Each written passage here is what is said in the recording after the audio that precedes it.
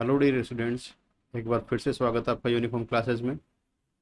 आज हम पढ़ने वाले हैं क्लास 8 जियोग्राफी का चैप्टर नंबर 3, जिसका टाइटल है नेचुरल रिसोर्सेज। तो आइए क्लास स्टार्ट करते हैं। छोटी सी हेडिंग, प्रॉब्लम्स ऑफ डिफोरेस्टेशन। आपको पता है प्रॉब्लम्स क्या है? डिफोरेस्टेशन की प्रॉब्लम क्या है? क्योंकि देखो, पॉपुलेशन ग्रोथ होती है, उसकी वजह से डिमांड में इंक्रीज डिमांड में थोड़ा इंक्रीज होता है। डिमांड किस चीज़ की? एग्रीकल्चर लैंड की डिमांड, एग्रीकल्चर प्रोडक्ट की डिमांड, इंडस्ट्रियलाइजेशन की डिमांड और सेटलमेंट की डिमांड। जैसे घर बनाने के लिए जगह चाहिए, जिनकी वजह से डिफोरेस्टेशन होता है। ये कुछ रीजंस है। ओके, अब रीजंस है तो इनको कंजर्व करने का कुछ मेथड भी होगा। तो यहाँ पे कंजर्वेशन ऑफ फॉरेस्ट, इसके कुछ मेथड्स गिवन है। सबसे पहला इसमें मेथड है एफोरेस्टेशन। डिफोरेस्टेशन का उल्टा एफोरेस्टेशन। आप ज़्यादा से ज़्यादा पेड़ पौधे उगाओ। इससे क्या होगा? अगर आपने कहीं पे पेड़ पौधे काट भी दिए तो कहीं एक जगह पे वो जो फॉरेस्ट है वो ट्रांसफ़र हो जाएगा, दूसरी जगह पे वो प्लांट जो है वो ट्रांसफ़र हो जाएंगे। तो ज़्यादा से ज़्यादा आपको पेड़ लगाने चाहिए, इससे एफोरेस्टेशन होगा। All communities should also be made aware of the importance of forest. ऐसी कोई कम्युनिटी जो कि फॉरेस्ट में रहती है और फॉरेस्ट एक तरह से रिसोर्सेज का यूज़ करती है जीवन यापन के लिए। जैसे बहुत सारी ट्राइब्स हैं जो अभी भी जंगलों में रहते हैं, और वो जंगलों के जो प्रोडक्ट जो उनको मिलते हैं, जैसे लकड़ी है, गोंद है और हनी, इन सब को वो बेच के अपना थोड़ा सा गुजारा करते हैं। तो ऐसी कम्युनिटी को भी आपको थोड़ा सा समझाना पड़ेगा कि एफोरेस्टेशन आगे आने वाली जनरेशन के लिए बहुत ज़्यादा इम्पोर्टेंट है। क्यों? क्योंकि अगर फॉरेस्ट ही नहीं होगा तो ऐसी कम्युनिटी कहाँ रहेगी। आगे है, this will prevent reckless cutting of trees. Aware करोगे तो ऐसे जो फॉरेस्ट है उनकी कटिंग भी थोड़ी सी स्लो हो जाएगी, लोग थोड़ा समझ के काटेंगे। People living near forest should be made aware of the danger of forest fires and how the cause depletion of the forest resources. देखो, सबसे मेजर जो अपने इंडिया में जो इशू आता है वो आता है कि अपने जो समर्स होते हैं, तो समर्स में बेटा बहुत सारा रीजन ऐसा होता है फॉरेस्ट का, जिसमें फॉरेस्ट फायर जो है ये कॉमन फिनोमेना है। फॉरेस्ट फायर क्यों लगती है? जब दो बाम्बू के ट्री एक दूसरे के टकराते हैं हवा से, तो उससे चिंगारी उठती है और चिंगारी से आग लग जाती है। इससे बहुत सारे फॉरेस्ट जो है वो फालतू में नष्ट हो जाते हैं। फालतू में क्यों बोल रहा हूँ? क्योंकि उनका किसी ने ना तो किसी ने काटा है, ना किसी ने उसका यूज़ किया है, और वो ऑटोमेटिकली जल के नष्ट हो जाते हैं। जब वो जलते हैं तो उनके साथ साथ जो सीड होते हैं, जो बीज होते हैं, वो भी जल जाते हैं। तो पर्टिकुलर एरिया जो है पूरा इनफर्टाइल हो जाता है। वहाँ पे फिर बाद में फ्यूचर में कोई नए जो पेड़ पौधे हैं वो नहीं उग पाते हैं, जिससे कि फॉरेस्ट में कमी आती है। तो एक फॉरेस्ट फायर है, इसके लिए भी लोगों को अवेयर करना चाहिए, और प्रशासन जो अपना एडमिनिस्ट्रेशन है उसको भी अवेयर रहना चाहिए कि जिससे फॉरेस्ट फायर कहीं पे भी लगे तो उसको कंट्रोल में किया जा सके। सबसे पहले तनु और अंजनी अपना डाउट पूछो बेटा। सर ये बैम्बू की ट्री की वजह से होता है, बाकी ये कोई भी ट्री एक दूसरे से अटैच में आ जाते हैं तो नहीं होता, तो फायर क्रिएट नहीं होता। ये डिपेंड करता है कि वो ट्री कितना सूखा है और कितना हार्ड है। जितना सूखा और जितना हार्ड होगा वो फायर को उतना ही जल्दी मतलब बढ़ाएगा। क्या? सर ये है ना, ये अभी क्या होता है, तो मतलब ये बैम्बू जो ट्री है ना यही सबसे ज्यादा करता होगा, इसकी हाँ, बैम्बू हार्ड ट्री बोर्ड और इसलिए क्योंकि बैम्बू ट्री एक सिंगल मतलब स्टेम का ट्री होता है जो कि इजीली मूव कर सकता है हवा के साथ। तो दो बैम्बू ट्री अगर एक साथ में खड़े हैं तो अगर हवा आएगी तो दोनों एक दूसरे के टकराने का जो खतरा है वो ज़्यादा हो जाता है। और जो ट्री होते हैं वो ऐसे एक दूसरे से टकराते नहीं हैं। बैम्बू ट्री जो है एक सिंगल स्टेम है उसका, इसलिए वो मूव कर सकता है हवा में।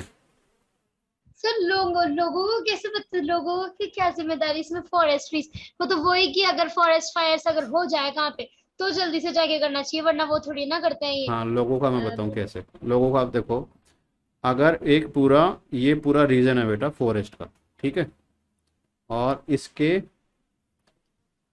ये जो रीजन है यहाँ पे कुछ फॉरेस्ट फायर जो है ये लग गई है। अब लोगों का कहाँ काम, कहाँ रोल यहाँ पे आता है वो देखो। देखो, इतनी सी जगह पे फॉरेस्ट फायर अभी स्टार्ट हुई है, अगर लोगों में अवेयरनेस है तो क्या करेंगे, जब पता लग गया कि यहाँ पे फॉरेस्ट फायर लगी हुई है तो वो सबसे पहला काम करेंगे, एडमिनिस्ट्रेशंस को इसकी सूचना देंगे। जो नियरली जो भी यहाँ पे जो फायर फाइटर जो हैं वो यहाँ पे आएंगे और इसको काबू में लेने की कोशिश करेंगे। सबसे पहला काम, अगर आपने इसमें डिले किया तो ये फॉरेस्ट फायर जो है बेटा आगे से आगे बढ़ती जाएगी, और जितनी आगे बढ़ेगी उतना ही इसको कंट्रोल में करना मुश्किल होता जाएगा। ठीक है, तो सबसे पहला काम कम्युनिटी को अवेयर करना कि जब भी कोई फॉरेस्ट फायर लगती है, आपको पता लगता है, तो आप सबसे पहले प्रशासन को बताओ इसके बारे में। दूसरी चीज़, प्रशासन को भी इसमें थोड़ा सा एक्टिव रहना पड़ेगा।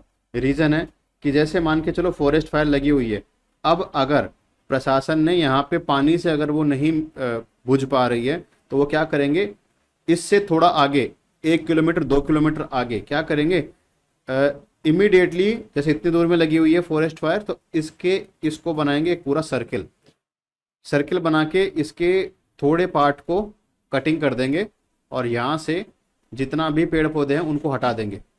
बेटा जब तक इनको फ्यूल नहीं मिलेगा, फॉरेस्ट फायर को फ्यूल नहीं मिलेगा, तब वो आगे कैसे बढ़ेगी। और फ्यूल क्या है फॉरेस्ट फायर का, पेड़ पौधे।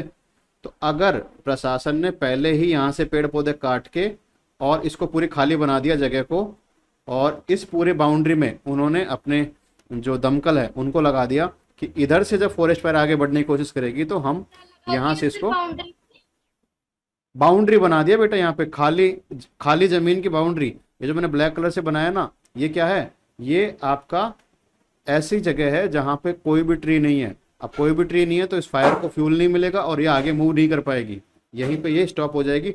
जितनी दूर में इन्होंने ये सर्किल बनाया उतनी दूर की जो वेजिटेशन है वो नष्ट हो गई, उसका कोई इलाज नहीं कर सकते, लेकिन आगे जो इसके आगे जो भी वेजिटेशन है वो तो बच गई ना। तो ये होता है सेकंड मेथड, जब आपके हाथ से सिचुएशन आग आपके सर, पास आगे कंट्रोल से में आए। आगे से थोड़ा सा मतलब पेड़ पौधे काट दो जिससे कि सर पूरी फॉरेस्ट बच जाए। हाँ, तो ये जो होता है, ये जब फॉरेस्ट फायर लगती है तो उसमें जो एडमिनिस्ट्रेशन है बेटा वो हर चीज़ को देखता है, हर चीज़ को मॉनिटर करते हैं और उसके बाद डिसाइड करते हैं। लास्ट स्टेज होता है एक तरह से फॉरेस्ट फायर को रोकने का। ओके सर, अब ये है ना जो फ्री कटिंग कर देते हैं ट्रीज की, तो सर फिर फाइनली सर इनको कमर्शियली तरीके से यूज करते हैं ना फिर। हाँ, वो तो अब अगर ट्री की कटिंग हुई है तो ऐसे तो वेस्ट नहीं करेंगे ना बेटा, उसको कुछ ना कुछ तो काम में लेंगे ना उसको। Yes sir. चलो आगे देखो, आगे है चेक ऑन अर्बन मेरा ग्रोथ। डाउट भी है हाँ सॉरी, आशवी डाउट पूछो। सर। आपने बोला कि ये जब फॉरेस्ट में फायर लग जाती है तो वहां पे क्या रहता है कि पूरे फॉरेस्ट नष्ट हो जाते हैं। तो आपने बोला उसकी ऑयल फर्टिलिटी जो रहती है ना वो कम हो जाती है, वहां पे ना नए पेड़ नहीं उगा सकते। लेकिन जब वो पेड़ जलेंगे तो उनका वो ऐश जो बचेगी उससे तो सॉइल फर्टाइल हो ही सकती है ना, थोड़ी बहुत तो, देखो ताकि उसको कुछ जो, ग्रो हाँ चलो इसको देखो आप, आशवी का दावा है यहाँ पे ऐसे एक फॉरेस्ट, और फॉरेस्ट पे ये है कुछ ट्री। इसको बेटा समझना अच्छे से कि रियल में होता क्या है फॉरेस्ट फायर के पीछे, साइंस क्या है। देखो जब भी फॉरेस्ट फायर जब नहीं लग रही होती है तो सॉइल फर्टाइल कैसे होती है, कोई बताएगा मेरे को। जब यहाँ पे इस फॉरेस्ट में कोई फायर नहीं है तो सॉइल फर्टाइल कैसे होती है, आज भी बताओ। सर ये पेड़ पौधे अपनी पत्ती कर देते हैं ना, डेड मैटर्स रहते हैं उनसे, और कोई एनिमल्स वगैरह यहाँ पे कोई डेड हो जाता है उसकी वजह से। ओके, और किसी को कोई पता है? हाँ बताओ।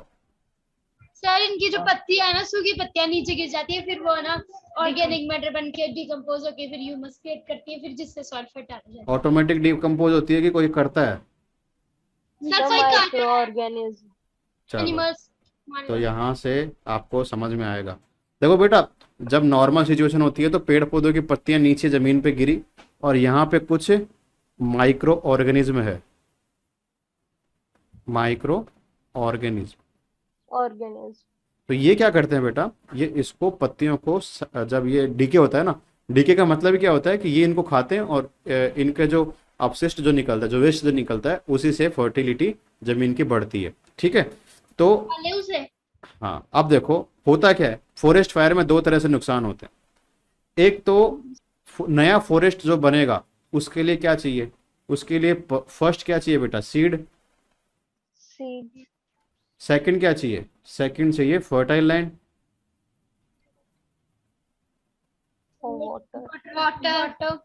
और थर्ड चाहिए उसमें वाटर। वाटर, ऐसे तो फोर्थ तो जैसे क्लाइमेट भी है, चलो मान लिया क्लाइमेट भी मैंने लिख दिया, ठीक है। ये कुछ आपके कंपोनेंट हैं जो कि एक ट्री को ग्रो होने के लिए बहुत ज़्यादा ज़रूरी होते हैं, एसेंशियल है, इनके बिना तो हो ही नहीं सकता, ठीक है। और भी माइनर कुछ फैक्टर हो सकते हैं लेकिन ये तो आपके एसेंशियल है। अब होगा क्या? फॉरेस्ट फायर होगी तो सबसे पहली चीज जो नष्ट हुई वो क्या हुई? सीड। सीड, सीड को हटा दूं मैं? जल गया seed, yes, yes okay. Seed जल गया, वाटर यहाँ पे है नहीं। वाटर तो देखो आपका रेनफॉल से आता है, तो वाटर तो तब तक काम में नहीं आएगा जब तक कि आपका सीड नहीं है, तो वाटर को भी एक बार के लिए साइड में एलिमिनेट कर दो आप। क्लाइमेट और वाटर यहाँ पे काम में आएंगे ही नहीं, क्लाइमेट और वाटर की अपन बात ही नहीं करेंगे, अपन बात करेंगे सीड और फर्टिलिटी की, ठीक है। सीड पहले से जल गया, सीड है नहीं। अब आशवी बोल रही है कि यहाँ पे फर्टाइल जो सॉइल है वो तो इसकी एस से ज़्यादा फर्टाइल होगी। तो बेटा फर्टाइल कैसे हो रही थी? पहले इसकी पत्तियां नीचे ज़मीन पे आ रही थी, ओके। तो वो जो ज़मीन पे जो पत्तियां आ रही थी वो अब आएगी क्या जलने के बाद? अरे बताओ, नो सर, नहीं आएगी ना। नो सर, और जब ये नहीं आएगी, सर ओके, तो इसके बाद में जमीन के अंदर जो माइक्रो ऑर्गेनिज्म है उनको खाना कहाँ से मिलेगा? तो वो मर जाएंगे ना। जब उनको खाना नहीं मिल रहा तो वो इस जमीन से, जब उनको, मर जाएंगे तो फिर सॉइल फर्टाइल कैसे होगी? अगर वो मर जाएंगे तो सॉइल फर्टिलिटी की जो एक प्रोसेस है, साइकिल प्रोसेस है, ये प्रोसेस ही नहीं होगी। तो सिर्फ एस जो कि फर्टाइल बढ़ाती है, मानते हैं बढ़ाती है, लेकिन वो कहाँ बढ़ाती है? जहाँ पे ये चीजें ऑलरेडी है। जैसे आप खेत में डालोगे बढ़ाने के लिए जो चीज चाहिए वो तो मर गई। लेकिन जो रियल में जो नेचुरल जो सॉइल फर्टिलिटी जो बना रही है, जो प्रोसेस, वो तो खत्म होगी ना बेटा। तो ऑल ओवर जो फर्टिलिटी जो है वो क्या होगी? Decrease. All over fertility decrease होगी। आया समझ में? सर यस सर, हाँ बोलो। सर अपन है ना ये फॉरेस्ट फायर को सर कैसे कंट्रोल कर सकते हैं? मतलब Forest- प्रिकॉशंस क्या ले सकते हैं कि अगर ये ना हो ज्यादा से ज्यादा हाँ क्या कर सकते हैं अपन इसको? ओके, फॉरेस्ट फायर को रोकने के लिए आप 2-3 मेजर यहाँ पे मेजरमेंट्स हैं, वो देखो आप। सबसे पहला, आप एक पर्टिकुलर फॉरेस्ट होता है, उस पर्टिकुलर फॉरेस्ट में एक ही तरह के आप ट्रीज जो है उनको ग्रो मत करो, उसमें डिफरेंट टाइप उसमें ट्रीज होने चाहिए। इससे क्या होगा? इससे ये होगा कि पर्टिकुलर एरिया में जो फॉरेस्ट फायर का जो रूट जो है, रूट कोज जो है, वो यहाँ पे नहीं होगा। दूसरी चीज, अगर कोई एक तरह का अगर कोई फॉरेस्ट है तो उसमें आग लगने के चांस ज़्यादा होते हैं। क्यों? उसमें एक तरह का फ्यूल आग को मिलता रहता है, फायर को मिलता रहता है। यहाँ पे डिफरेंट टाइप के पेड़ पौधे हैं, तो हो सकता है कि डिफरेंट टाइप से ही जलें। इनका जो बर्निंग जो प्रोसेस है ये हो सकता है कि डिफरेंट टाइप या डिफरेंट टाइम से ये जले। आप देखो जब भी कभी लकड़ी को जलाते हो तो हर लकड़ी एक जैसे नहीं जलती है, कोई लकड़ी बहुत देर से जलती है तो कोई लकड़ी बहुत जल्दी से जल जाती है। तो एक तो होता है कि इसमें आप डिफरेंट टाइप के आप ट्रीज को ग्रो करो। सेकेंड होता है कि फॉरेस्ट जो होता है ना बेटा, उसमें आपको थोड़े बफर जोन बनाने चाहिए। बफर जोन जैसे बफर जोन बनाने चाहिए। बफर जोन कैसे? जैसे एक पूरा फॉरेस्ट है, किसके अंदर बनाना चाहिए बफर जोन? फॉरेस्ट फॉरेस्ट में बेटा, फॉरेस्ट की बात चल रही है ना। तो जैसे एक पर्टिकुलर एरिया अगर ये फॉरेस्ट का है तो इसके आसपास में कुछ छोटा सा पॉन्ड भी होना चाहिए और यहाँ पे थोड़ी सी खाली जगह भी होनी चाहिए। फिर फॉरेस्ट और फिर पॉन्ड, फिर खाली जगह, फिर फॉरेस्ट, फिर पॉन्ड, फिर खाली जगह। लगाना चाहिए। इससे क्या होगा? इससे क्या होगा कि पैचेज में अगर आग भी लगेगी ना तो एक पर्टिकुलर पेज में वो रुक के रह जाएगी। ओके। थर्ड और इसमें सर अगर पानी अवेलेबल अपने को पीना भी है तो सर अपन कर सकते नहीं, हैं। पॉन्ड पीना से, नहीं, पानी हाँ, मिलेगी नहीं ना क्योंकि पानी है। पॉन्ड से होगा क्या कि वहां पे वेजिटेशन अच्छी खासी ग्रो कर पाओगे आप। और दूसरी चीज, जब भी इमरजेंसी में अगर यहाँ पे फायर लगी हुई है तो इस पॉन्ड से आप पानी लेके उस फायर को बुझा सकते हो, कहीं और से आपको पानी लाने की जरूरत नहीं पड़ेगी। ओके, तो ये 2 मेजरमेंट थे। इसके अलावा आपको अवेयर करना होगा पब्लिक को कि जिससे कि वो जब भी फॉरेस्ट में जाए और जब बॉन फायर जब करते हैं, मतलब कि आग जला के कुछ खाना पका रहे हैं या फिर बाद में कुछ आग का कुछ काम कर रहे हैं, तो उसको काम में लेने के बाद उसको मिट्टी में दबा दें, उस जलती हुई अंगारे या फिर आग को मिट्टी में दबा दें, जब तक वो पूरी तरह से ना बुझ जाए उसको खुला ना छोड़ें। ये तीसरा जो है आप मेजरमेंट ले सकते हैं। थर्ड वाला वापस से समझाओ। अरे बेटा थर्ड वाला ये है, कभी कभी लोग जो है घूमने जाते हैं ना फॉरेस्ट में, अब फॉरेस्ट में घूमने गए तो जैसे कई बार होता है ना फॉरेस्ट में कुछ पका लिया, बना के मैगी बना के पका लिया, ठीक है, तो अब आप कुछ बना रहे हो तो आपने वहां पे लकड़ियां इकट्ठा करके कुछ जलाया होगा। अब जलाया है तो बेटा जब तक वो पूरा बुझ ना जाए उसको मिट्टी में दबा दो, बुझ ना जाए वो आग, तब तक आप उसको खुला ना छोड़ो। जब भी आप वहां से आ रहे हो, जल्दी आपको मतलब सर उसके ऊपर थोड़ी सी मिट्टी डाल दो। हाँ मिट्टी डालने से वो आग थोड़ी जल्दी बुझ जाएगी। इसके बाद में है check on urban growth. Urban growth इसका मतलब ये है कि आपको जो पॉपुलेशन जो ग्रोथ हो रही है उसकी डिमांड को मतलब कंट्रोल में रखना पड़ेगा। जैसे कि जो बिल्डिंग के लिए जो एक तरह से फॉरेस्ट को नष्ट किया जा रहा है उसको कंट्रोल में लाना पड़ेगा। There is unplanned expansion of big cities, building roads for example cities had led to loss of forest. देखो जब भी पॉपुलेशन बढ़ती है तो पॉपुलेशन बढ़ने से डिमांड बढ़ती है किस चीज़ की, जगह की, और जगह के लिए फॉरेस्ट को काटा जाता है। तो इसको भी थोड़ा सा चेक करना चाहिए कि बड़ी सिटी को डेवलप होने से ज़्यादा बढ़िया है कि आप सिटी को ही मतलब जो प्रॉपर जो विलेज है उनमें ही आप वो इंफ्रा जो कि सिटी में अवेलेबल है वो आप रूरल इलाकों में आप पहुंचाओ, जिससे कि लोग माइग्रेट ना करें सिटीज़ की तरफ और इससे डिमांड भी ग्रोथ नहीं होगी। इसके बाद चेक ऑन ग्रेजिंग। देखो ग्रेजिंग मैंने बताया था कि ये इससे भी क्या है फॉरेस्ट नष्ट होते हैं, क्योंकि छोटे पौधे और जो पेड़ पौधे हैं उनको जो एनिमल जो हैं वो खा लेते हैं, जिससे कि उनको ग्रो होने में प्रॉपर टाइम नहीं मिल पाता है, जिससे आपका फॉरेस्ट जो है प्रॉपर डेवलप नहीं हो पाता है। तो डोमेस्टिक एनिमल्स को आप डोमेस्टिकली ही उनको फूड प्रोवाइड करवाओ, और जो वाइल्ड एनिमल है उनको भी थोड़ी सी वैरायटी में आपको अलग अलग जगह पे रखना चाहिए। ऐसे नहीं कि एक पर्टिकुलर एरिया में सिर्फ एक ही टाइप के एनिमल हैं, उससे भी वाइल्ड लाइफ जो होती है उसको थोड़ा सा नुकसान होता है।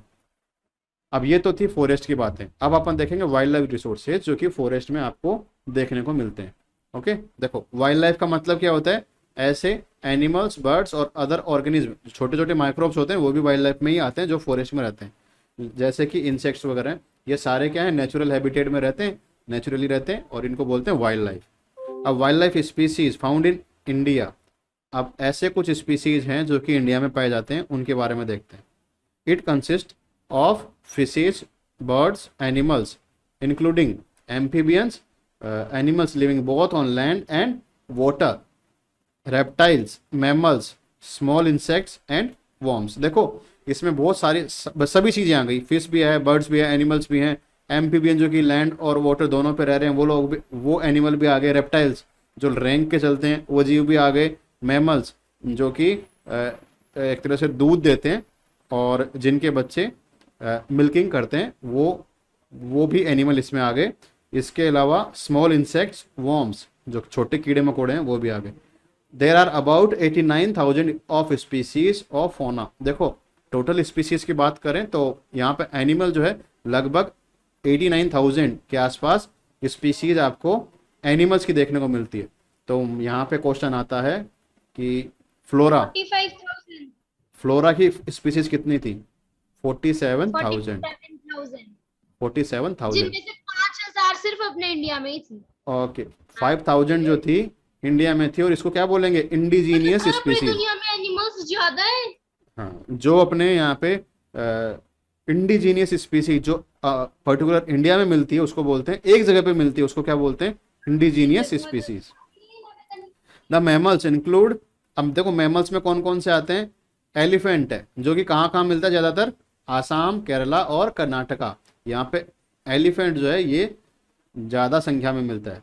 कैमल्स एंड वाइल्ड एसेज ये कहाँ मिलते हैं? ये मिलते हैं अपने राजस्थान और रन ऑफ कच्छ में, गुजरात जहाँ पे है।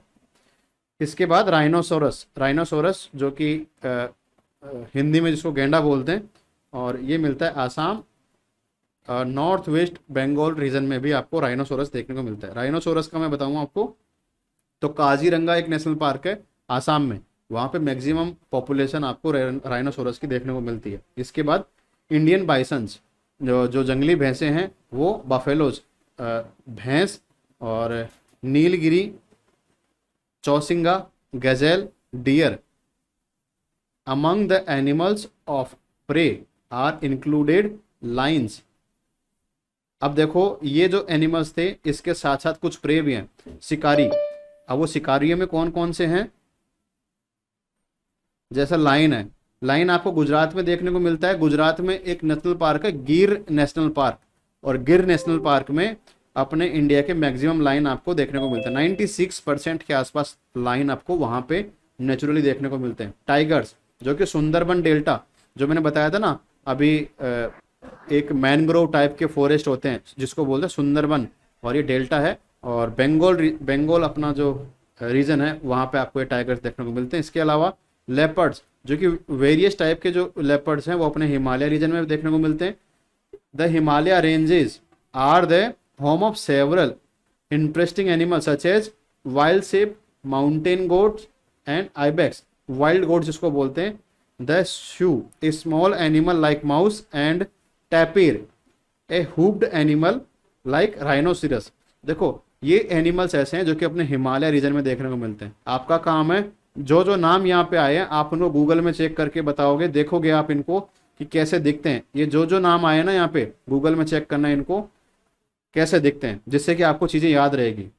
इसके बाद स्नो लेपर्ड, ये भी अपना हिमालय में देखने को मिलता है। स्नो लेपर्ड, लेपर्ड है स्नो में रहता है इसलिए इसका नाम होता है snow leopard. India also has several species of monkey such as langur, the lion tail macaque. और ये दो टाइप के यहाँ पे आपको एग्जाम्पल हैं। ऐसे बहुत सारे आपको एग्जाम्पल देखने को मिलते हैं। मंकीज की अलग अलग वैरायटी की जो स्पीसीज है वो अपने इंडिया में अलग अलग जगह पे देखने को मिलती है। जैसे अपने राजस्थान में मैं बताऊं तो गलता, एक जयपुर में एक गलता, एक मतलब मंदिर बोलो या फिर एक घाट बोलो, तो वो वहाँ पे आपको मकैक जो बंदर की एक स्पीसीज है वो देखने को मिलती है।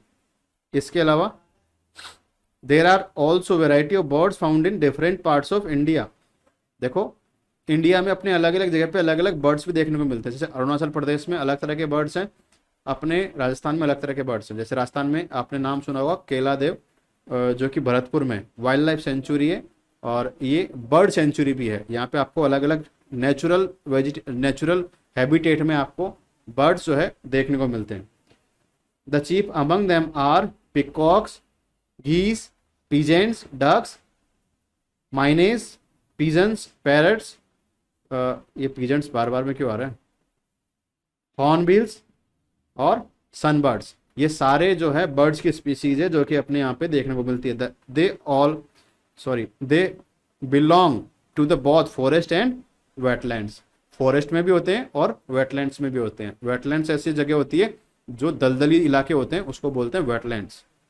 इंडिया कौन से ऑल्सो, इलाके से दलदली है ना? हाँ दलदल होता है जहाँ पे। India also possess 2500 species of fish which dwell in lakes, river, seas and oceans. लगभग 2500 के आसपास फिश स्पीसीज अपने यहाँ पे देखने को मिलती है। Remember our national animal is tiger and national bird is peacock. National animal tiger है, नेशनल बर्ड पिकॉक है, जो अपने यहाँ पे देखने को मिलते हैं। इसमें समझाने और समझने की कोई बात नहीं है, आपको सिर्फ और सिर्फ जो जो नाम यहाँ पे आए ना वो नाम आपको गूगल पे सर्च करना है और आपको देखना है कि अपने इंडिया में मिलता है तो कैसा ये दिखता है। आपको सिर्फ इतना सा पता होना चाहिए। इसके बाद में आता है usefulness of wild life and need to conserve it. क्यों जरूरी है अपने को इनको बचाना, मार क्यों नहीं देते इन सबको, जरूरत क्यों है, उसी को अपन देखेंगे यहाँ पे।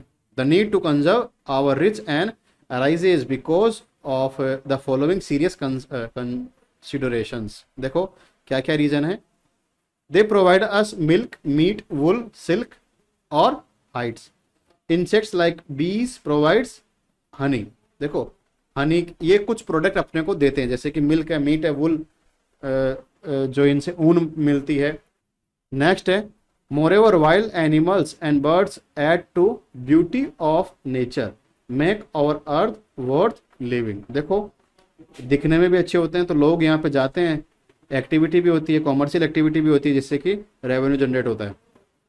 आगे है they produce beautiful tunes and notes, they inspire many poets, painters and above many juice. देखो वही बात, दिखने में अच्छे होते हैं, इन कई कई एनिमल की बोलियां भी अच्छी होती है, तो वो लोगों को आकर्षित करते हैं, जिससे क्या होता है कि लोग इनके लिए, इनके प्रति एक तरह से मतलब अफेक्शन जो है अपना वो शो करते हैं, जिससे पोइट्स और पेंटर्स हैं इनको थोड़ी सी इंस्पिरेशन मिलती है कि इनके बारे में लिखें और इनके बारे में कुछ पेंटिंग बनाएं। आप देखते हो ना कई सीनरी होती है जिसमें कि बहुत अच्छे अच्छे वाइल्ड लाइफ एनिमल्स के बारे में बताया जाता है, कभी टीवी पे देखो तो थोड़ा अच्छा लगता है जब आप ऐसे कुछ एनिमल्स वगैरह को करीब से देखते हो। इसके बाद thousands of foreign tourists visit India to watch these birds animals in their natural habitat. As such, they prove good foreign exchange earning. जैसे मैंने बोला ना, घूमने लोग आते हैं तो उससे पैसे भी अपने को मिलते हैं। फॉरेन एक्सचेंज, जो बाहर का जो पैसा है वो अपने देश में आता है, उससे इकोनॉमिक जो डेवलपमेंट है वो होता है।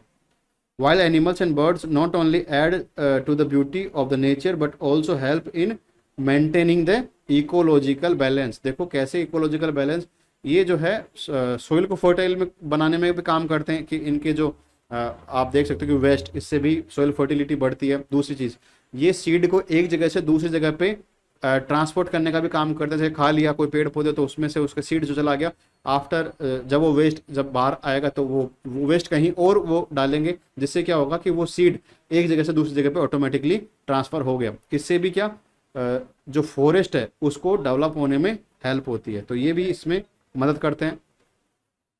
इसके बाद indiscriminate hunting of wildlife not only disturbs the ecological balance but also leads to the extinction of some species, although so their great need to providing protection to these rare animals and birds for the future generation। देखो illegal जो hunting जो होती है उससे ऐसी ecology को थोड़ा सा नुकसान होता है, जिससे कि एक पर्टिकुलर एनिमल को मारा जाता है, उससे क्या होता है पूरा का पूरा फूड चेन जो है डिस्टर्ब हो जाता है, और इससे फिर बाद में एक एनिमल को मारने से काफ़ी ज़्यादा लॉस होता है। जैसे वाइल्ड लाइफ को लॉस होगा, उससे वहाँ की जो नेचुरल हैबिटेट है उसको लॉस होगा, और भी जैसे उसके ऊपर जो निर्भर जो और अलग एनिमल्स हैं उनको भी वहाँ पे प्रॉब्लम्स का फेस करने का मतलब प्रॉब्लम्स को फेस करना पड़ता है। और इसके अलावा ये फ्यूचर जनरेशन के लिए भी एक तरह से नुकसानदायक है कि वो देख ही नहीं पाएंगे ऐसी कोई चीज़ों को। जैसे अपने इंडिया में चीता जो है, आप चीता को नेचुरल हैबिटेट में नहीं देख सकते, चीता जो है एक्सटिंक्ट हो चुका है अपने यहाँ पे। चीता आपको लेपर्ड तो अभी भी है सर। हाँ लेपर्ड है, चीता नहीं देखने को मिलता आपको। चीता जो है अपन अफ्रीका से मंगवाने वाले हैं, नेचुरली यहाँ पे आपको देखने को नहीं मिलता। ऐसे कभी कोई टाइम ऐसा नहीं आना चाहिए, लेकिन अपन मंगा क्यों रहे हैं? अपने पास नहीं है इसलिए तो क्यों नहीं है, मतलब क्यों मंगा रहे हैं? तो नहीं है तो नहीं है। अरे बेटा नहीं है, नेचुरली उसको मतलब बता रहा हूँ ना, फूड चेन एक पूरा सिस्टम होता है। उस सिस्टम में अगर आपने एक चीज निकाल दी तो उसको निकालने से क्या प्रॉब्लम आती है। तो अगर चीता यहाँ पे आ जाएगा तो चीता से और जो फूड चेन जो है उसको तो स्ट्रेंथन वो करेगा ना, वहाँ की पर्टिकुलर एक लोगों को ध्यान रखना चाहिए तरह हमने क्यों दिया इतने सारे लोगों को। पहले इतना दिमाग किसमें था? पहले जो है ना राजा महाराजा जो है ना वो ऐसे चीता वगैरह का शिकार करते जिससे जो है चीता जो है एक्सटिंक्ट हो गया। अभी ऐसा कोई सीन नहीं है, अभी एनिमल का जो हंटिंग जो है इलीगल है पूरी तरह से। अब तो सर शिकार भी गवर्नमेंट की परमिशन से करना पड़ता है, लाइसेंस चाहिए होता है शिकार करने के लिए। बिल्कुल बिल्कुल। देखो आगे देखो, सर मैं ऐसे बोल रही थी कि सर ये लोग शिकार लोग सर इतना इनसे करते हैं, इनकी सर ये हाथी वगैरह के दांत वगैरह के, तो सर इन गवर्नमेंट को ऐसे ना अब नहीं करता कोई नहीं कि सर है ना, जब after the death of an animal you can use its parts. हाँ सर कर सकते उसकी डेथ होने के बाद में तो इजीली। इसमें तो बेटा थोड़ा नुकसान है, सोचो देख क्या नुकसान है। मर गया ना, मतलब मान लो किसी कारणवश अगर उसकी डेथ हो गई ये तो कौन उसकी हड्डियां ले जाओ, ये कौन प्रूव करेगा कि उसकी डेथ जो है नेचुरल हुई है या किसी ने मारा है? फोटो आएगी, फोटो खींचना उसके साथ खुद की। देखो जब भी ऐसा कुछ होता है ना कि आप एक ऐसे बोल दो कि कोई एक एनिमल है, वो जब मर गया और मरने के बाद आप उसके ऑर्गन हैं उनको आप यूज कर सकते हो। ये थोड़ा सा रूल जो है ये इसका रूल का मिसयूज करते हैं लोग। कैसे? नेचुरली मरा है, बिल्कुल नेचुरली मरा है। तो जैसे मान के चलो एक एलिफेंट का अपन एग्जांपल लेते हैं, एलिफेंट मरा है तो उसके आप बोल रहे हो कि इसके दांत जो है उनसे आप काम कर सकते हो, उनका आप यूज कर सकते हो। तो बेटा एक हाथी के कितने दांत? 4 या 2। नो दो। सर, दो होते हैं दो बड़े दांत, बड़े। 2 दांत होते हैं एक हाथी के। अब 2 दांत से आप कोई चीज बनाओगे तो वो मार्केट में महंगी बिकेगी, क्योंकि डिमांड ज़्यादा है, सप्लाई sir. कम है। अब ये जब महंगी बिक रही है और इसकी डिमांड है, अब हाथी मर नहीं रहे हैं नेचुरली, तो जो लोग इनको बना रहे हैं उनको इसमें मुनाफा दिखेगा, वो क्या करेंगे, हाथियों को पकड़ पकड़ के मारेंगे। और क्या बोलेंगे प्रशासन को, एडमिनिस्ट्रेशन को क्या बोलेंगे, ये तो अपने आप मर गया। या फिर उन हाथियों को ऐसी कोई दवा खिला देंगे जिससे वो नेचुरली मर जाए। चलो आगे देखो। Finally large number of the rare birds animals have become extinct due to the reckless destructions of the forest, guns of the greedy hunters. As a result, some beautiful species like cheetah, rhinoceros, musk deer, Indian bustard are in the danger. और इनमें से कुछ तो extinct भी हो चुके हैं, जैसे मैंने आपको बताया। प्रिंसिपल वजह से बोलती है। ओके नेक्स्ट देखो। मेजर फॉर द कंजर्वेशन और प्रोटेक्शन ऑफ वाइल्ड लाइफ और फोना। इनको प्रोटेक्ट करने के लिए क्या कर सकते हैं? हाँ ये आखिरी टॉपिक है। देखो, to conserve the endangered species of the wild life various types of various steps have been taken by the government. क्या क्या स्टेप्स लिए गए? Firstly various national parks, sanctuaries and biosphere reserves have been set up. क्यों set up किए? इसीलिए तो setup किए कि इनको प्रोटेक्ट किया जा सके। India has 89 national parks, 419 wild life sanctuaries और 13 जो बायोस्फीयर जो रिजर्व है, ऐसे इन्होंने बना रखे हैं। अभी ये डाटा जो है आपके सामने, जो डाटा है ये बढ़ गया है। अभी 89 नहीं है अपने यहाँ पे, अप्रोक्सीमेट अपने यहाँ पे 100 प्लस, आई थिंक 105 प्लस अपने यहाँ पे नेशनल पार्क्स है। 105 प्लस नेशनल पार्क्स हैं और 54 टाइगर रिजर्व है और वाइल्ड लाइफ सेंचुरी तो इससे भी ज़्यादा है, 500 के आसपास है। 500 प्लस में आपको वाइल्ड लाइफ सेंचुरी देखने को मिलती है और बायोस्फीयर रिजर्व की भी संख्या बढ़ गई है।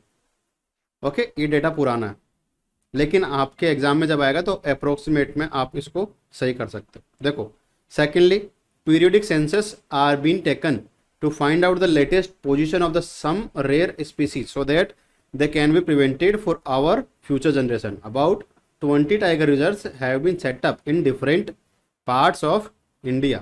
Likewise, rhino project is being implemented in the Kaziranga bird reserve of the Assam. देखो, मैंने आपको बताया था काजीरंगा में आपको राइनोसोरस जो है वो काफ़ी ज़्यादा संख्या में देखने को मिलते हैं, क्योंकि वहाँ पे अच्छी खासी पॉपुलेशन इनकी है।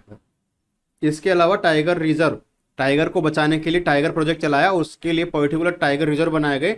50 प्लस टाइगर रिजर्व अपने यहाँ पे इंडिया में है। ये डेटा जो है 20 टाइगर रिजर्व, ये गलत है। अपने यहाँ पे एलिफेंट प्रोजेक्ट भी चल रहा है जिसमें एलिफेंट को भी कंजर्व किया जाता है। अलग अलग प्रोजेक्ट चलते हैं। अपने यहाँ पे प्रोजेक्ट कैमल भी चल रहा है, कैमल को बचाने के लिए भी प्रोजेक्ट चल रहा है, वल्चर को बचाने के लिए प्रोजेक्ट चल रहा है। तो अलग अलग एनिमल्स को बचाने के लिए पर्टिकुलर प्रोजेक्ट्स इंडिया के जो गवर्नमेंट है उनके द्वारा चलाया जा रहा है। हाँ, the killing of wild life has been banned by the government. मैंने जैसे बताया कि वाइल्ड लाइफ जितने भी एनिमल्स हैं उनकी किलिंग बैन है। Besides the government, it is also our duty to preserve the wild life. We should avoid reckless hunting of wild animals and birds. आप क्या कर सकते हो? आप तो हंटिंग नहीं करते, लेकिन आप क्या कर सकते हो? ऐसे प्रोडक्ट जो कि वाइल्ड लाइफ के जो अवशेष है उनसे बनते हैं, आप उनको यूज़ मत करो। ऑटोमेटिकली उनकी डिमांड नहीं होगी, और जब डिमांड नहीं होगी तो वो उनको मारा नहीं जाएगा। Products which are made from wild life animals. अच्छा, हाँ। तो वाइल्ड लाइफ एनिमल्स से दूध भी मिलता है, उनको भी बाइक कर दिया। अरे बेटा, वाइल्ड लाइफ से थोड़ी ना, वाइल्ड एनिमल से थोड़ी ना आपको दूध मिलता है।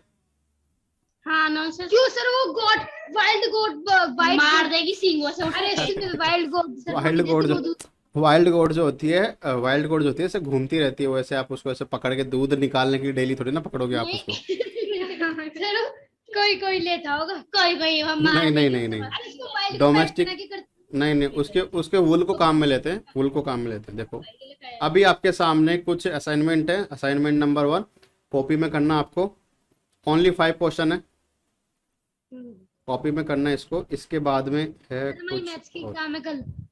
हाँ हमें तो हाँ, संडे है। होने दो, ज़्यादा क्वेश्चन नहीं दे रहा, 5 क्वेश्चन है इसमें ओनली। नहीं, सेकेंड नहीं, सर, मैं ऐसे असाइनमेंट, नहीं कह रही। सेकेंड डाउट असाइनमेंट हो तो। आपको ओनली लर्न करना है, थर्ड असाइनमेंट ओनली लर्न करना है, फोर्थ असाइनमेंट भी आपको ओनली लर्न करना है। फोर्थ हम असाइनमेंट, कल अच्छा तो क्वेश्चन सारे ना एक क्वेश्चन और फर्स्ट सुन और लो, सेकंड ही करेंगे sir.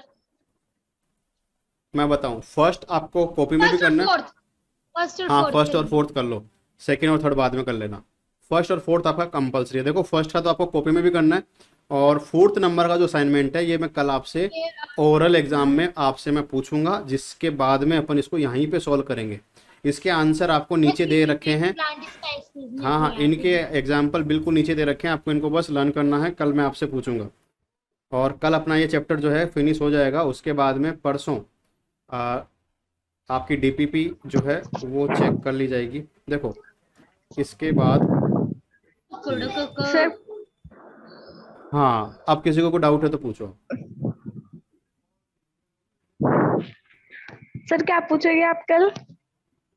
Assignment number 4, okay sir. और असाइनमेंट नंबर 1 नोटबुक में करना है नोटबुक सबमिट। में करके सबमिट करवाना है क्लास होने से पहले। चलो आज की क्लास में इतना ही है, कल फिर मिलते हैं, तब तक के लिए bye. Okay sir, bye. Thank you for teaching us. Bye Saumya.